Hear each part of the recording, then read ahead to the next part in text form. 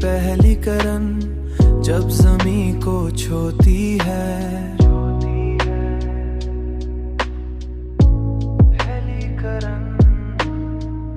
और पुरंदे अपनी मुधम आवाजों में नए दिन का आगाज करते हैं।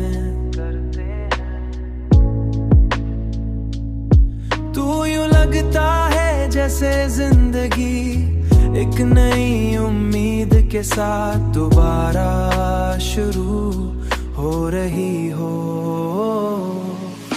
मगर दिल के किसी गोशे में तुम्हारी याद अब भी वैसी ही ताजा है जैसे कुल की बात हो।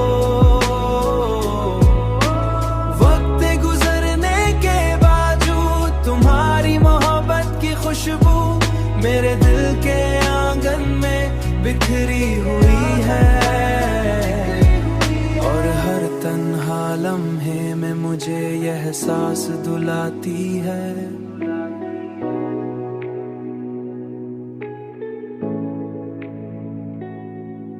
और हर तन्हा लम्हे में मुझे ये एहसास दुलाती है कि सच्ची मोहब्बत कभी खत्म नहीं होती, कि सच्ची मोहब्बत कभी खत्म नहीं होती, बल्कि यादों की सूरत में हमेशा जिंदा रहती है।